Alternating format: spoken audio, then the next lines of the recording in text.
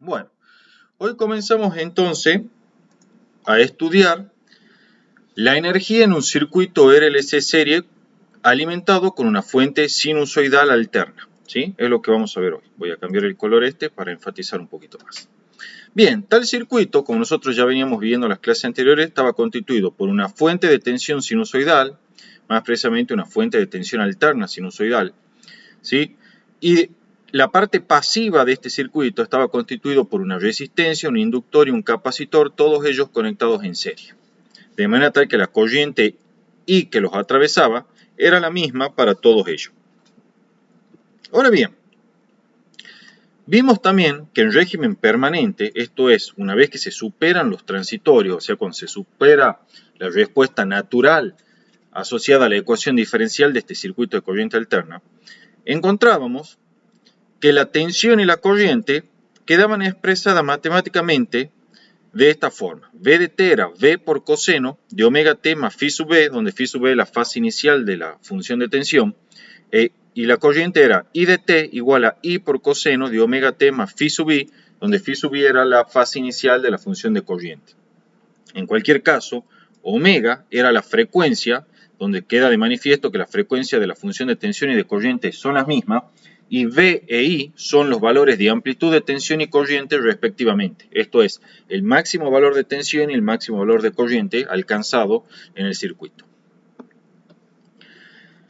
Habíamos aprendido también que el desfasaje que existe entre la función de tensión y corriente, es decir, el desfasaje que existe de la función de tensión con respecto de la función de corriente, venía dado matemáticamente por la diferencia de fase phi sub b menos phi sub i, que la denominábamos simplemente phi, ¿sí? Este phi denota el desfasaje que existe entre la función de tensión con respecto de la corriente, y la podemos calcular, según vimos en la clase anterior, como el arco tangente de omega L menos 1 sobre omega C sobre R, lo que pone de manifiesto que el desfasaje que existe entre la tensión y la corriente en un circuito de corriente alterna en régimen permanente es una función de la frecuencia angular con la que se excita el circuito mediante la fuente de tensión alterna. Y desde luego también depende de la autoinductancia L, de la capacitancia C y de la resistencia L. O sea que modificando cualquiera de estos elementos en el circuito, podríamos obtener diferentes valores de desfasaje para la tensión con respecto de la corriente. Algo que no había dicho yo en las clases pasadas es que si bien los desfasajes, como están aquí expresados matemáticamente, son de la tensión respecto de la corriente, en ingeniería eléctrica, y también de hecho en muchos libros de física, se habla del desfasaje de la corriente respecto a la tensión. ¿Sí? O sea que cuando vos te digan, por ejemplo, que la corriente está en atraso, quiere decir que la corriente está en atraso respecto a la tensión. Eso quiere decir que el circuito es, por ejemplo, con comportamiento óhmico inductivo. Y si te dicen que la corriente está en adelanto con respecto a la tensión, entonces quiere decir que el circuito tiene comportamiento óhmico capacitivo porque la corriente la adelanta a la tensión. ¿Sí? Simplemente una nomenclatura, una forma de hablar. También cuando se hable de lo que vamos a ver enseguida, que es el factor de potencia, cuando se habla del factor de potencia en retraso, quiere decir que la corriente está atrasando a la tensión. Y cuando se habla de factor de potencia en adelanto, quiere decir que la corriente está adelantando a la tensión. Bien, hagamos el análisis energético de nuestro circuito. ¿Sí? Para todo elemento, ya sea pasivo o activo, un elemento pasivo es aquel elemento que absorbe energía en el circuito, mientras que el elemento activo es aquel que puede suministrar energía a un circuito. ¿Sí? Independientemente de si el elemento es pasivo o activo, por ejemplo, elementos pasivos son las resistencias, los capacitores, el inductor, y elementos activos son, por ejemplo, las fuentes de tensión. Aunque, ojo, ya como viste vos en los circuitos de corriente continua, las fuentes de tensión también pueden comportarse como elementos pasivos cuando se están cargando. ¿Sí?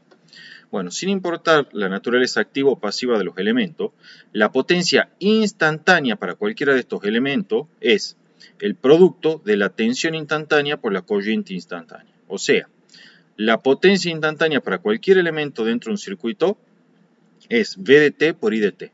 Incluso esta expresión para potencia instantánea se puede aplicar para una caja negra cualquiera, es decir, yo tengo un circuito ahí dentro de esa caja que puede tener una complejidad arbitraria, ¿sí? Y sin embargo, aún en ese caso, la potencia instantánea absorbida o cedida por esta caja negra, ¿sí? Esta es la caja negra, es también V de t por I de t.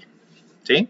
Esa expresión general para la potencia instantánea es siempre válida cualquiera sean los elementos, incluso para el caso más general en el cual tenemos una caja negra donde no sabemos lo que hay acá ni cómo están conectados.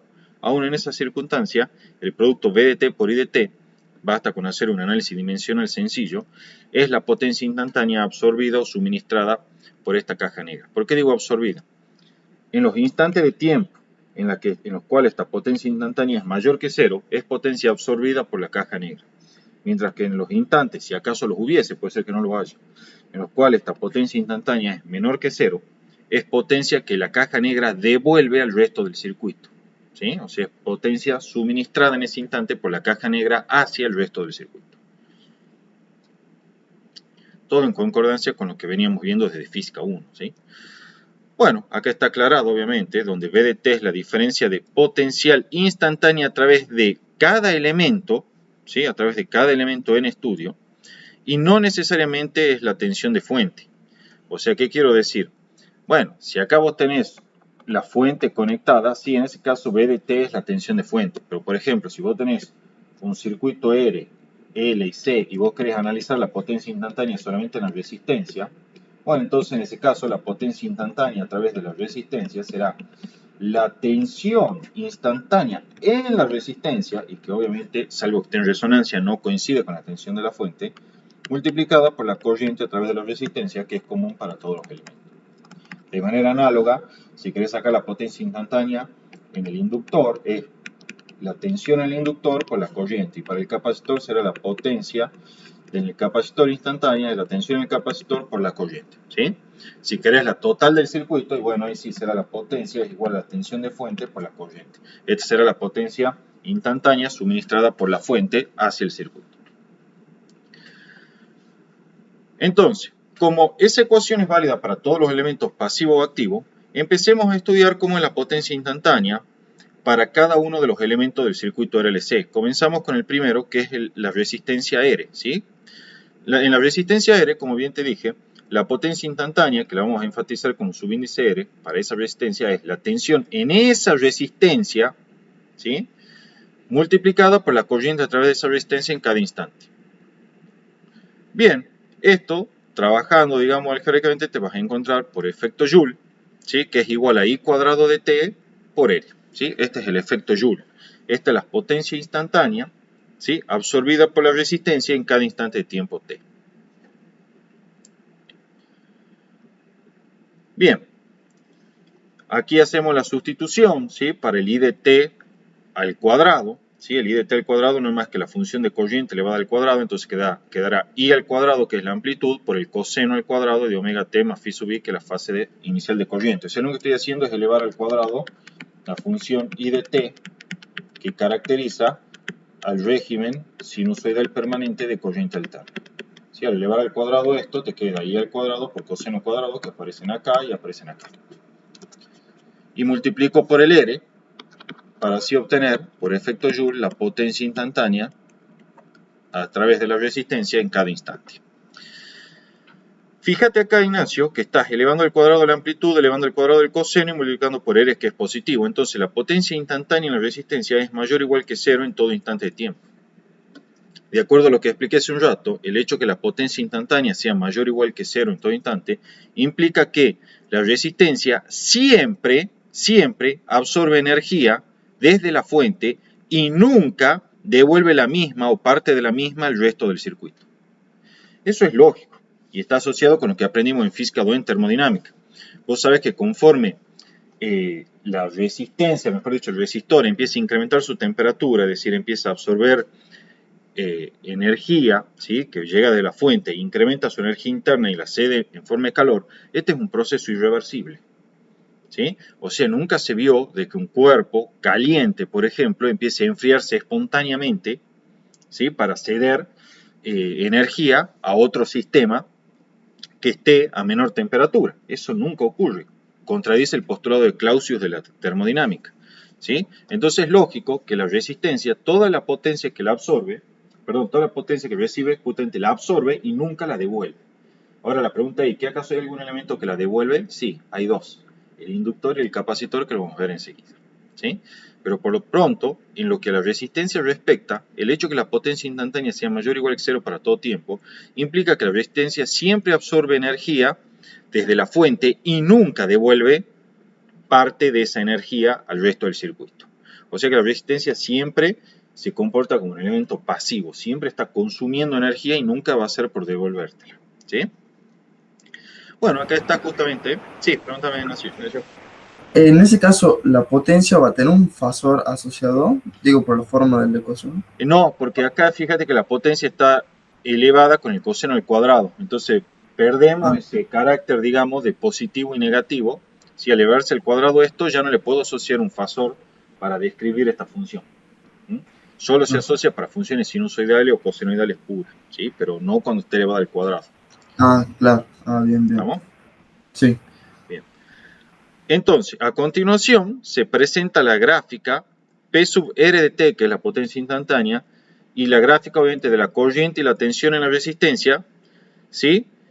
Tomando en consideración que el ángulo de fase inicial phi sub i, por simplificación, digamos, para no complicarlo tanto el dibujo, es igual a 0. Acuérdate que ese ángulo de fase depende del observador, entonces podés fijar un observador tal que ese ángulo de fase inicial sea 0 para no complicar tanto. Igual, a ver, el efecto de que no sea 0 simplemente se traduce en una traslación horizontal de las gráficas, ¿sí? Es una tontera eso. Bueno, ¿qué es lo que hay que notar en las gráficas que voy a mostrar a continuación? Lo que hay que notar es que la frecuencia de la potencia instantánea a través de la resistencia es el doble que la frecuencia de la tensión en la resistencia y la corriente a través de la resistencia. Pero lo veamos. Aquí está. Mira. Esta gráfica que voy a marcar aquí con el color naranja es la gráfica de corriente, ¿sí? Como una función del tiempo. Es la corriente a través de la resistencia. Y desde luego a través de cualquier otro elemento, porque la corriente es la misma para todo el elemento al estar conectado en serie. Esta gráfica en azul que se ve acá es la gráfica de tensión como función del tiempo. Hasta acá no hay nada novedoso. Vemos, como ya estudiamos en las clases anteriores, que la tensión y la corriente oscilan en fase en una resistencia, ¿sí? Es decir, alcanzan las crestas y los valles en el mismo instante de tiempo. La potencia instantánea, que es el producto de estas dos funciones, viene dado por esta curva en negro, ¿sí? Más grande acá, que ahora cuando doy la clase en vivo no se nota, pero mientras el programa me está grabando la pantalla está dibujando una aureola a la vuelta del cursor que hace que se vea muchísimo más, ¿sí? Esta potencia en color negro acá, la gráfica de potencia en color negro, es justamente la gráfica de la potencia instantánea para la resistencia. ¿Qué se observa? Se observa que esta potencia, tal y como hemos dicho, es siempre positiva, ¿sí? A lo sumo, como muy por debajo, toma valores cero. O sea, hay instantes en los que la potencia instantánea absorbida por la resistencia es cero y esos instantes son aquellos en los cuales la tensión y la corriente toman simultáneamente el valor cero porque están en fase. Pero la gráfica de potencia, como vemos, es una gráfica no negativa. Es decir, que toma valores mayor o iguales que cero, lo que implica, ¿sí?, que la potencia es absorbida por la resistencia en cualquier instante de tiempo. A modo de curiosidad, ya a esta altura uno con cálculo lo tiene que saber, el área encerrada por cada una de estas crestas, ¿sí?, es la potencia absorbida por la resistencia, perdón, es la energía, no la potencia, es la energía, porque acuérdate que potencia es la energía por unidad de tiempo. Bueno, esta área que está rayada acá no es la potencia, sino que es la energía U, si querés, absorbida por la resistencia durante este intervalo de tiempo, que es un medio periodo de oscilación de la función de tensión y de corriente. ¿Sí? Eso a modo de comentario que no está en los libros, pero vos ya a esta altura, con lo que sabes de cálculo, tenías que saber determinarlo. ¿Sí? El área encerrada por la gráfica de potencia instantánea como función del tiempo es la energía absorbida por el elemento, en este caso la resistencia, en ese intervalo de tiempo. Y acá viene la otra salvedad que quiero enfatizar. Fíjate, esto que está así, que voy a marcar acá, desde este punto hasta este punto, es un periodo de la función de tensión y es un periodo de la función de corriente. Son el mismo periodo porque tienen la misma frecuencia. Pero el periodo de la función de potencia instantánea es solamente esto. O sea que el periodo de la función de potencia instantánea es un medio del periodo de la función de tensión o de corriente. ¿Sí? Entonces de allí que en el gráfico quede en evidencia que la frecuencia de la potencia instantánea es el doble que la frecuencia de la función de onda sinusoidal de tensión y corriente. ¿Estamos, Ignacio? ¿Alguna duda hasta acá? No, todo bien. Perfecto. Bien, estamos entonces hasta acá. Veamos una parte fundamental e importante. Calculemos la potencia media en la resistencia. La potencia media, de lo que vos sabés de cálculo, al cabo de un periodo t grande, es 1 sobre t por la integral entre 0 y t de la potencia instantánea por dt. Al hacer este cálculo te va a quedar un medio de la tensión de pico de la resistencia por la corriente de pico en la resistencia. O sea, estos son los valores de amplitud de tensión en la resistencia y amplitud de corriente a través de la resistencia. Este 2, sin embargo, es lo mismo que escribir raíz de 2 por raíz de 2, ¿sí? Que está anotado acá. Y a su vez, el valor de pico de tensión sobre raíz de 2, como el valor de corriente en pico sobre raíz de 2, son lo que se denominaban, ¿te acordás? Los valores efectivos de tensión y corriente, para una función sinusoidal, desde luego. Entonces encontramos que la potencia media, ¿sí?, a la cual se transfiere energía a la resistencia, es igual a la tensión efectiva en la resistencia, ¿sí?, en la resistencia, no la tensión de fuente, por la corriente efectiva a través de la resistencia, o lo que es lo mismo, es la corriente efectiva a través de la resistencia al cuadrado por R, o lo que es lo mismo, la tensión efectiva en la resistencia, insisto, no la de la fuente, al cuadrado sobre el valor de la resistencia. Son las diferentes formas de calcular la potencia media disipada en la resistencia. Aquí está enfatizado el I efectivo, el valor eficaz de la corriente a través de R, y el B efectivo, R, es la tensión eficaz a través de la resistencia, ¿sí? O sea, en bornes de la resistencia. Aquí está indicado lo que te decía recién. Acuérdate que las tensiones efectivas son los valores de pico o de amplitud dividido en raíz de 2, siempre que la excitación sea sinusoidal. La potencia media, Ignacio, ¿sí?, ya acá después más adelante la defino, la escribo bien por las dudas, pero la potencia media denota la tasa, ¿sí?, de energía por unidad de tiempo constante en el tiempo que se tendría que suministrar a la resistencia durante un periodo de tiempo t grande, ¿sí?, para que el incremento de energía interna en la resistencia sea el mismo que cuando sobre ella se transfiere una potencia dada por la potencia instantánea P sub R de t. ¿Sí? Ya lo vamos a ver con sumo detalle enseguida. Hago el diagrama fasorial acá para observar algo importante. Vos sabés que en tal circuito, ¿sí?, RLC serie, en general la tensión y la corriente, y ahora sí hablo de la tensión de fuente, están desfasadas un cierto ángulo de fase phi que está aquí indicado.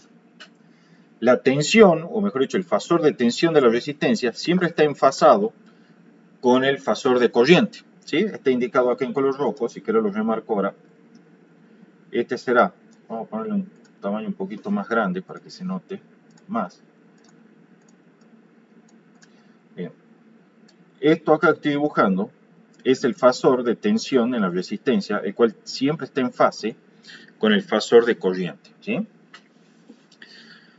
Aquí está enfatizado entonces el desfasaje phi entre la tensión, el fasor de tensión de fuente, ¿sí?, que es este de aquí, y la corriente a través del circuito, y también es el desfasaje que existe desde luego entre el fasor de tensión total y el fasor de tensión en la resistencia. Ahora bien, por simple trigonometría, es evidente que esta longitud de acá, que es el módulo, ¿sí?, de la tensión a través de la, perdón, que es la amplitud de la tensión a través de la resistencia y el módulo de ese fasor, eso es lo que quería decir, es igual por trigonometría al módulo del fasor de tensión de fuente B por el coseno del ángulo phi. ¿Estamos de acuerdo?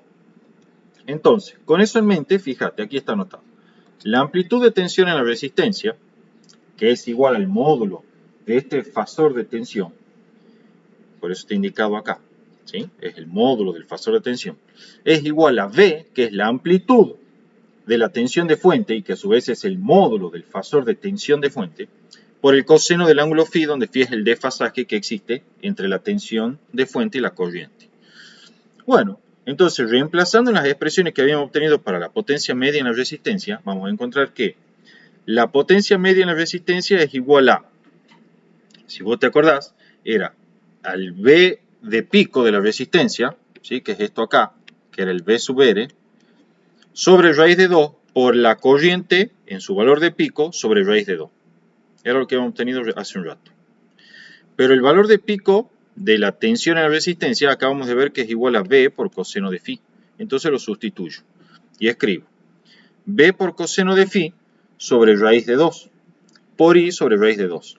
De vuelta, V sobre raíz de 2 es el valor eficaz de tensión de fuente, ¿sí? De fuente. Y sobre raíz de 2 es el valor eficaz de corriente a través del circuito y queda multiplicado por el coseno de phi. Entonces, encontramos que la potencia media en la resistencia se puede calcular en términos del valor efectivo de tensión de fuente como el valor efectivo justamente de la tensión de fuente por el valor efectivo de corriente por el coseno de phi, donde phi es el desfasaje entre la tensión de fuente y la corriente en el circuito. ¿Sí? Son formas alternativas de escribir la potencia media en la resistencia. Esta última forma es de interés particular porque me sirve para demostrar algo al final, ¿sí? De la clase de hoy.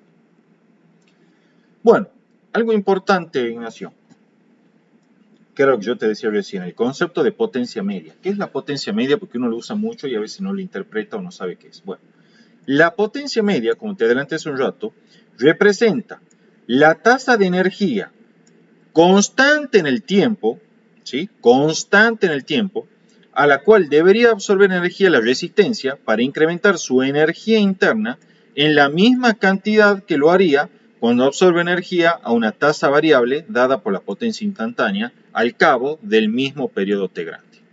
¿Sí? O sea que si vos, por ejemplo, venís a calcular una potencia media de 20 watts, eso quiere decir que vos a la resistencia tendrías que cederle 20 joules de energía por cada segundo que pasa para que al cabo de un periodo el incremento de energía interna en esa resistencia sea exactamente la misma que experimentaría si en cambio alimento el circuito, o sea la resistencia, con una potencia variable P sub R de T durante el mismo intervalo de tiempo. ¿Sí? Eso es lo que significa la potencia media. Desde luego, fíjate que entonces por definición, la potencia media, ¿sí? Será el cambio de energía absorbido o cedido por el sistema, ¿sí? Cualquiera sea, puede ser una resistencia como en este caso, un inductor, un capacitor, dividido en el tiempo, que es el periodo durante el cual lo absorbe. De aquí que el producto de la potencia media por el periodo T grande dé justamente el cambio de energía experimentado por el elemento del circuito, ya sea una resistencia, un capacitor o un inductor. En el caso de la resistencia, este cambio de energía se traduce en un incremento de energía interna de la resistencia, más precisamente del resistor, en realidad hablando con propiedad. ¿Sí?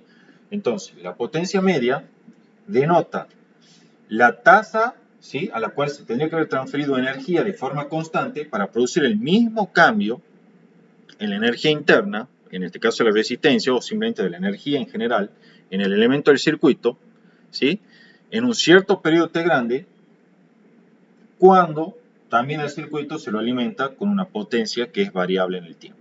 ¿Sí? Bueno, yendo al inductor L, de vuelta la potencia instantánea para el inductor es V sub L de T por I de T. La potencia instantánea en el inductor queda descrita por esta función del tiempo, ¿sí? Al igual que lo que ocurrió antes, tiene la propiedad de que su frecuencia es el doble que la de la frecuencia de la función de tensión y de corriente, ¿sí? Y tiene una propiedad importante, y es que la potencia media asociada al inductor es igual a 0. ¿Sí? Es igual a 0. O sea, esta potencia media en el inductor igual a 0, lo que me está diciendo es que si yo quiero que el inductor absorba la misma cantidad de energía que la que absorbió durante un periodo completo, esto es durante un ciclo completo, pero transfiriéndole energía a una tasa constante, entonces la tasa a la cual le tengo que transferir es 0. Eso, en otras palabras, lo que me está diciendo es que durante un periodo total de oscilación, un ciclo completo de oscilación, el inductor no absorbe nada de energía. Queda en igual condición que cuando comenzó el ciclo. ¿Sí?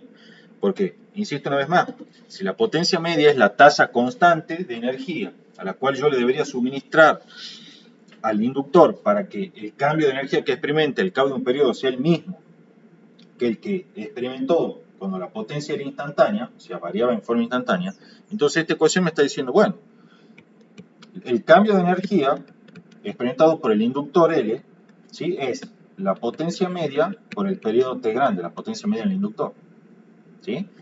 Pero esta potencia media me está diciendo que es igual a 0, entonces esto es igual a 0. O sea, esta ecuación, o que el hecho de que la potencia media sea 0 para el inductor, me asegura de que el inductor al cabo de un periodo completo no experimenta un incremento neto en su energía almacenada en el campo magnético. O sea que tiene la misma energía que al comenzar el ciclo. ¿Sí? Repito una vez más, eso es simplemente por definición de potencia media. La potencia media, por definición, al multiplicarla por un periodo T grande, me da la energía total que tiene que haber sido suministrada al elemento, en este caso el inductor, durante un periodo T grande. Porque acordate que por definición esa potencia media es la tasa a la cual vos tenés que transferir energía para producir el mismo cambio de energía interna que la potencia instantánea. Entonces, si esta potencia media es 0, al multiplicarlo por el periodo T grande me da 0, y eso debería ser el cambio de energía neto experimentado por el inductor al cabo de un periodo, que da 0. Entonces no hay un cambio neto de energía en el inductor durante un ciclo completo de oscilación. ¿Sabe a qué se debe eso? Sencillo, mira. La energía absorbida durante la primera mitad del ciclo, lo vamos a ver aquí en la gráfica, es devuelta en la mitad subsiguiente del ciclo. Así, al cabo de un periodo T grande, es decir, al cabo de un ciclo completo, la energía neta absorbida por el inductor es 0. O sea, lo que toma durante la primera mitad del ciclo, la devuelve durante la segunda mitad del ciclo. Y entonces, en términos netos, es como si no hubiese absorbido energía. Sí absorbió estrictamente durante el primer semiciclo, pero lo devolvió durante el segundo semiciclo. Entonces, en términos netos, no absorbe una energía al completarse el ciclo. De allí que si yo quiero una potencia constante en el tiempo que me produzca el mismo efecto neto, es decir, el mismo cambio de energía al cabo de un periodo, digo bien, ¿sí? Entonces esa potencia media debe ser 0. Para que al suministrar 0 energía por n tiempo, al cabo de un periodo t grande, la energía almacenada en el circuito sea 0, en el inductor, perdón, sea 0. ¿Sí? Tal y como ocurre cuando lo excitamos al mismo a partir de una potencia instantánea P sub L de T. Aquí están las gráficas, ¿sí?, para el inductor. Fíjate, Ignacio. De nuevo, se ven acá las gráficas de tensión y de corriente, ¿sí? La gráfica de tensión es la gráfica en azul. Esta que está marcada acá en azul. La gráfica de corriente, ¿sí?, es esta que aparece acá. Esa es la gráfica de corriente. Como se observa, la gráfica de corriente en un circuito inductivo, ¿sí?, está atrasada respecto de la de tensión. Fíjate que la de tensión alcanza el valle acá y la de corriente un intervalo de tiempo posterior ahí. Entonces se observa el atraso, ¿sí?, que tiene la gráfica de corriente respecto de la de tensión. Cuando efectúas el producto de la tensión y la corriente, porque recuerda que la potencia instantánea es V sub L por I de T, esto, insisto, es la tensión en la bobina, o sea, en el inductor, ¿sí?, no es la tensión de fuente, es en el inductor. Por más que acá diga V, en verdad es V sub L, ¿sí? Cuando hago el producto de las funciones, me queda la gráfica de potencia instantánea, que es esta gráfica, indicada aquí en color negro. ¿Sí? Que la estoy marcando con el cursor y que en el video grabado se va a ver bien.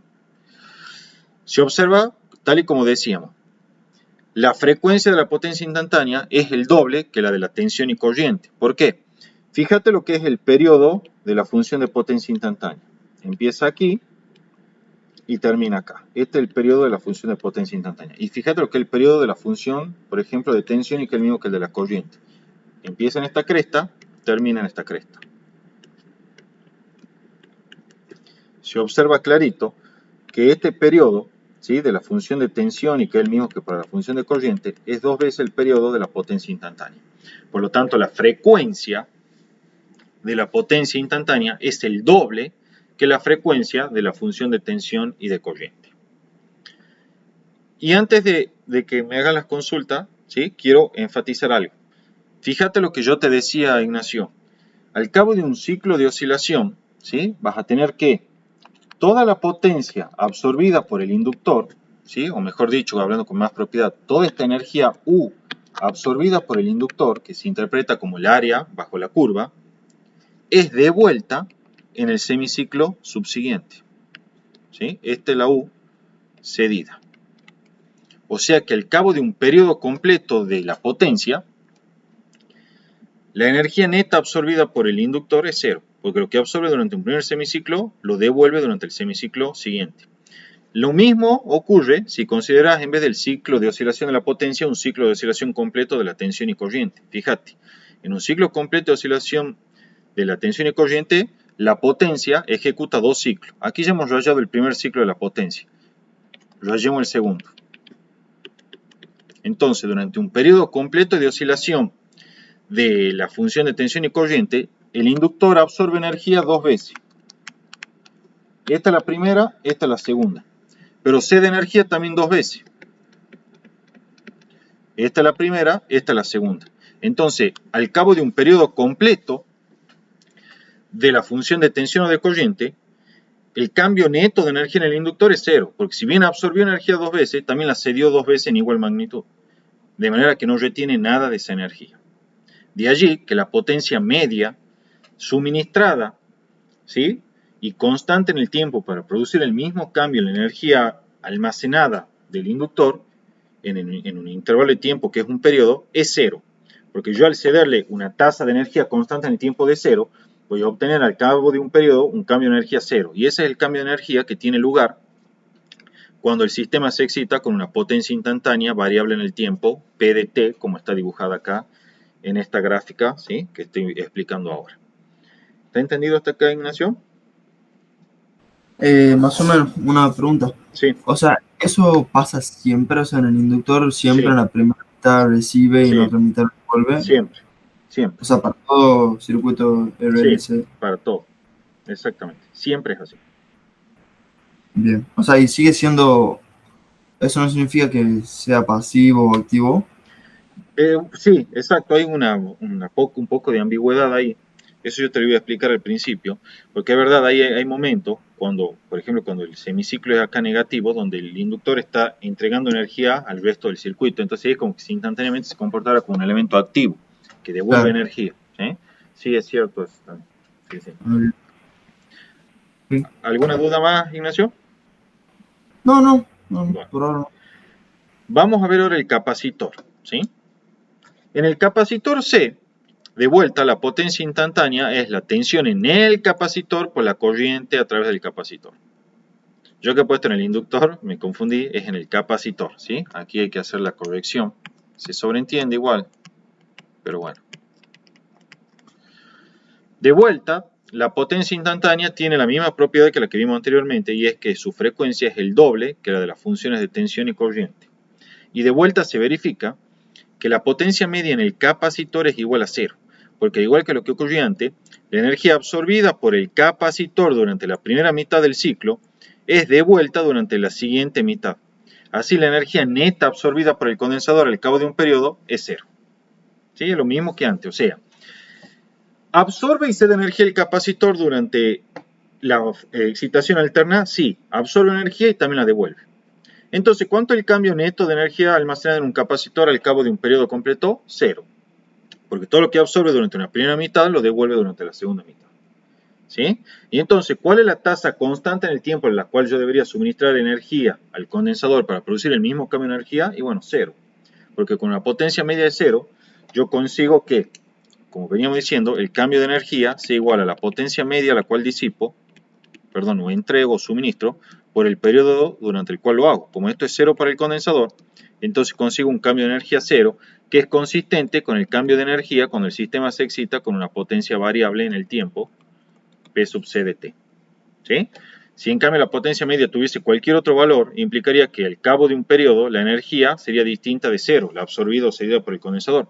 Y eso contradiciría lo que realmente ocurre cuando lo excitamos con una potencia instantánea, ¿sí?, asociada a la excitación sinusoidal alterna. Por lo tanto, esa no podría representar la potencia media. Porque, repito, la potencia media es la tasa constante de energía a la cual vos deberías suministrarle al condensador, al inductor de resistencia o a un circuito en general De manera tal que al cabo de un periodo el circuito absorba o ceda la misma cantidad de energía que la que lo haría cuando lo excitas de forma sinusoidal. Entonces, si esta es la potencia media es igual a 0, al multiplicarlo por T grande obtengo el cambio de energía, ¿sí?, en el circuito. Si esto es 0, quiere decir que al cabo de un ciclo completo, el circuito toda la energía que absorbió la devuelve durante el semiciclo posterior. Bueno, acá están de nuevo la gráfica para el condensador. Fíjate, aquí tenemos la gráfica de corriente, ¿sí? Es esta que estoy marcando acá. Esta es la gráfica de corriente. También tenemos la gráfica de tensión, que es en azul. Acá se ve clarito que en un circuito capacitivo la corriente la adelanta la tensión. O sea, la cresta de la corriente se alcanza antes que la de tensión. La tensión alcanza un tiempo después, que está ahí indicado. El producto de la tensión y corriente instantánea en el condensador, insisto una vez más, recuerda que esta tensión es en el capacitor, por más que no esté el subíndice puesto, ¿sí?, es en el capacitor, no es la tensión de fuente. El producto de la función de tensión instantánea con la corriente instantánea me da la potencia instantánea, que es la gráfica aquí indicada en negro. De vuelta se observa que el periodo de la potencia instantánea, que es esto así, empieza acá, lo completa al ciclo y termina acá, es la mitad que el periodo, por ejemplo, de la función de tensión alterna o de corriente. De allí que la frecuencia de la potencia instantánea sea el doble que la de la tensión y corriente. Al igual que lo que ocurría antes, fíjate que el condensador cede energía, que viene representada por el área bajo la curva aquí negativa, durante el primer semiciclo de su periodo, y la vuelve a absorber durante el semiciclo posterior. De manera tal que al cabo de un ciclo completo de oscilación de la potencia instantánea, el cambio de energía neto en el condensador es 0. Si considero un periodo de oscilación de la tensión o de la corriente, es exactamente lo mismo. Solo que ahora vamos a tener dos periodos donde el condensador cede energía. Este es el primero y este es el segundo. Y dos intervalos de tiempo donde el condensador absorbe energía. Este es el segundo, perdón, este es el primero y este es el segundo. Entonces, tenemos que en términos netos, al cabo de un periodo completo de oscilación de la función de tensión y de corriente, el cambio de energía almacenada en el condensador es nulo. De allí que para producir el mismo cambio de energía suministrando potencia constante, esa potencia constante debe tener un valor 0. Y esa potencia constante es la potencia media en el condensador. ¿Está entendido hasta acá, Ignacio? Sí, una pregunta. Sí. ¿Es casualidad o está relacionado que en la gráfica de la potencia media en el inductor, justo la segunda parte termina abajo y en el capacitor empieza abajo? ¿O es coincidencia? Es una característica típica, porque si vos recordás los diagramas fasoriales de cuando hicimos los fasores de tensión en el inductor y de corriente en un circuito RLC, ¿qué ocurría? Lo dibujemos acá rápidamente. Vos tenías un fasor de corriente, ¿sí?, y el fasor de tensión, por ejemplo, en el inductor, venía así, adelantando 90 grados al de corriente, mientras que en el capacitor lo venía atrasando 90 grados. Entonces, ¿qué es lo que ocurre? El desfasaje que existe entre la tensión y la corriente en el inductor y en el capacitor están desfasadas 180 grados, medio ciclo. O sea, fíjate, cuando esta toma un valor negativo, esta toma el mismo valor, pero positivo, ¿sí? Perdón. Vamos a corregir acá. Ahí y acá. Estaba pensando adelantado. Decía, cuando esta toma en un cierto instante, por ejemplo acá donde yo saqué la foto de los fasores, la tensión instantánea del inductor toma un valor menor que 0, mientras que la del capacitor toma un valor que es mayor que 0, pero con igual magnitud. Y allí que cuando yo efectúo el producto de tensión por corriente, como la corriente es la misma para ambas, como la tensión en el inductor y en el capacitor difieren en un signo, las funciones de potencia estén desfasadas medio ciclo. O sea, cuando una es positiva, la otra es negativa. Cuando la otra es negativa, la otra es positiva. ¿Sí? Esa es la explicación matemática. Ah, bien.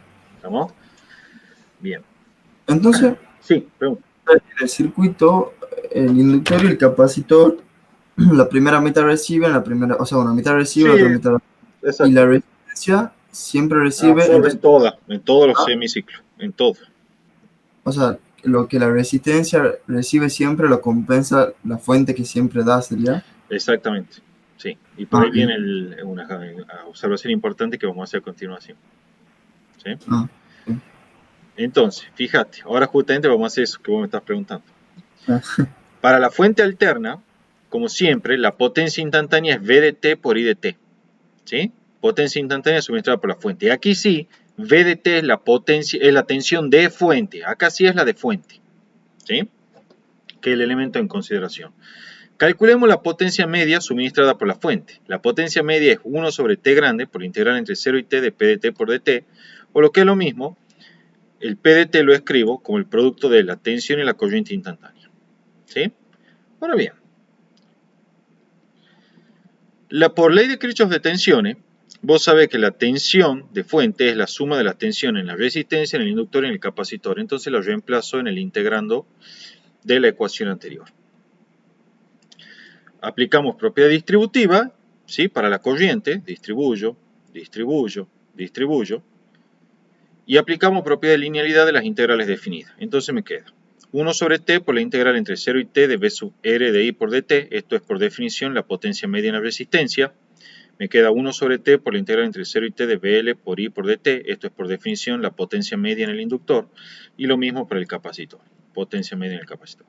Pero ya aprendimos que la potencia media en el inductor y en el capacitor es 0. Porque lo que reciben durante el primer semiciclo lo devuelven durante el segundo semiciclo. Entonces la potencia total disipada por la fuente es igual a la potencia media disipada en la resistencia. O sea, tenemos esta ecuacióncita de acá. Perdón, vamos a hacer así. Esta ecuacióncita de acá. ¿Qué me dice? La potencia media suministrada por la fuente es igual a la potencia media absorbida por la resistencia. Y es desde luego igual a la tensión efectiva por I efectivo por el coseno de phi. ¿De verdad que habíamos encontrado esta expresión al principio de la clase para la potencia media en una resistencia? ¿Qué es lo importante de acá? Ahí está escrito, mira. La ecuación potencia media suministrada por la fuente igual a potencia media absorbida por la resistencia me dice que al cabo de un periodo toda la energía suministrada por la fuente, que es igual a la potencia media de la fuente por el periodo durante el cual la suministra, es absorbida totalmente por la resistencia aérea. ¿Sí? O sea que en un circuito RLC serie, toda la potencia media suministrada por la fuente va a parar a la resistencia. O sea que toda la energía suministrada por la fuente es totalmente absorbida por la resistencia. Algo que era lógico porque el inductor y el capacitor la devolvían esa energía absorbida durante un primer semiciclo. ¿Sí? Entonces era lógico que si la fuente entregaba o suministraba una cierta potencia media, toda esa potencia tiene que haber sido absorbida por la resistencia al cabo de un periodo. ¿Sí? Eso es lo que me está diciendo. Entonces, la potencia media por el periodo T grande es igual a la energía suministrada por la fuente durante ese periodo. Y desde luego, eso es igual al cambio de energía interna de la resistencia durante el mismo periodo. ¿Sí? ¿Entendido hasta acá, Ignacio? Vamos a ver aquí. Sí. Veamos esto. Un concepto importante, el coseno phi, ¿sí? El coseno phi que aparece aquí en nuestra expresión, ¿sí? Para la potencia media suministrada por la fuente en el circuito RLC, el coseno phi es lo que se denomina factor de potencia y es lo que te manda a corregir EDET, ¿sí? Coseno phi es el factor de potencia, donde phi, como siempre, es el desfasaje que existe entre la tensión y la corriente. Y se lo calcula como el arco tangente de omega L menos 1 sobre omega C sobre R. ¿Alguna observación importante? Vemos que para un valor dado de tensión efectiva, esta es la tensión efectiva de fuente, y una frecuencia dada omega, la corriente efectiva queda unívocamente determinada y la potencia media, que es igual a la tensión efectiva por I efectivo por el coseno de phi, puede tener las siguientes propiedades.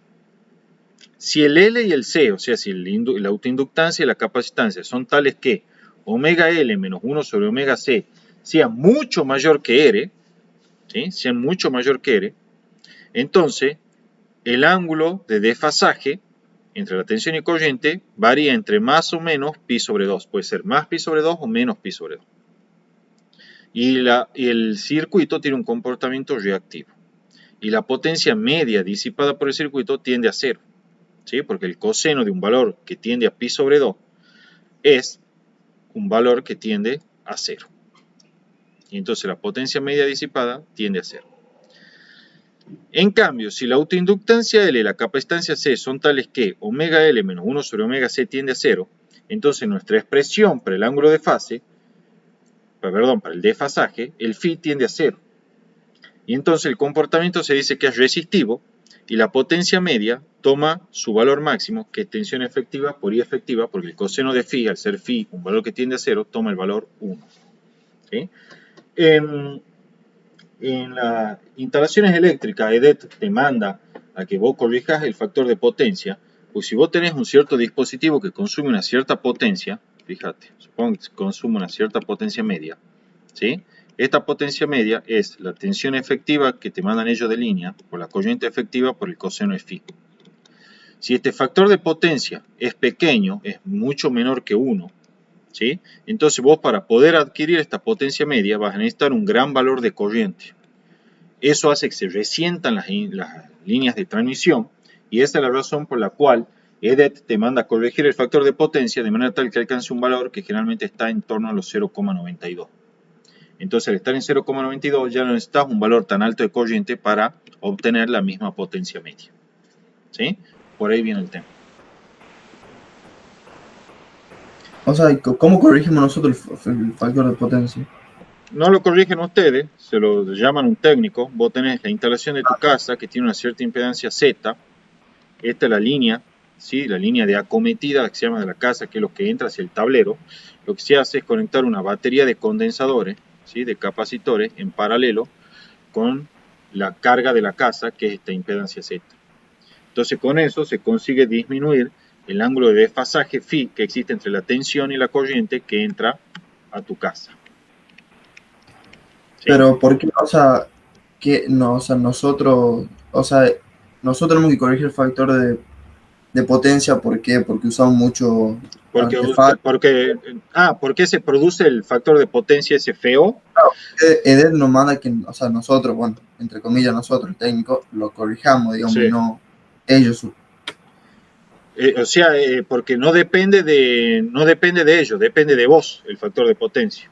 El factor de potencia está asociado a la cantidad de elementos reactivos que vos tenés conectados en tu casa, que generalmente son inductivos. Por ejemplo, cuando tenés muchos ventiladores, aire acondicionado, heladeras funcionando, eso hace que el factor de potencia sea bajo, ¿sí? Que el coseno de phi se haga muy bajito, o sea menor a los 0,92 que te pide EDET. Entonces, ¿qué es lo que ocurre? EDET no te puede venir a vos y decir, mira, desconectate una heladera, desconectate el aire acondicionado, desconectame el ventilador, eso no te lo puede decir. Pero sí te exige que vos lo corrijas ese factor de potencia. Entonces, ¿qué es lo que vos tenés que hacer? Tenés que llamar a un técnico, creo que EDET también hace la instalación, ya mira, no me acuerdo sinceramente. Pero si no, tenés que llamar a un técnico que venga y te conecte un condensador, una batería de condensadores en paralelo a la entrada, a las conexiones de tu casa. Entonces, al conectar este condensador, como la reactancia inductiva y capacitiva se hace en la contra, se logra corregir el factor de potencia haciendo que este factor se eleve un poco, ¿sí? Y lo lleven al valor que corresponde. Pero es algo que lo tenés que hacer vos, ellos no lo pueden hacer, ¿sí? Te obligan, y si no lo haces te multan, te ponen una multa. Y son multas bien saladas, por cierto. ¿Y pasa seguido eso que en una casa haya que corregir el factor de Sí, casi en potencia? todas las casas tienen pésimo el factor de potencia. Ah, Todas las casas lo tienen pésimo. Ellos van con un aparato que les dicen cofímetro, por el coseno phi. ¿Me entendés? Te mide el coseno phi y le dicen cofímetro. qué creativo. Sí, y te lo determinan y cuando ven que es muy bajo, que está por debajo de 0,92, chao, te mandan una notificación, previa multa, obviamente, ¿no? Te llega la multita ahí en la factura y la notificación de que tenés que corregir el factor de potencia. Y si no lo corregís, te siguen multando. Y son multas bien saladas. Mira, no Sí, sabía. sí, sí. Sí, los comercios por lo general tienen que corregir el factor de potencia porque tienen funcionando muchas heladeras y todo eso. Siempre ellos tienen baterías de condensadores que lo corrigen el factor de potencia. Sí, porque si no, para consumir la misma potencia utilizan corrientes mucho más altas que resienten las instalaciones eléctricas. Claro, En verdad, a EDET no sé si le jode tanto que tu instalación se resienta o no. Lo que sí le jode es que la infraestructura de ellos se resienta. ¿Me claro. entendés? Así que bueno, ese es el tema. ¿Te ha entendido esto, Nacho, entonces? Sí, Bueno, listo. Termina entonces con esto la clase de potencia de hoy. La dejo de grabar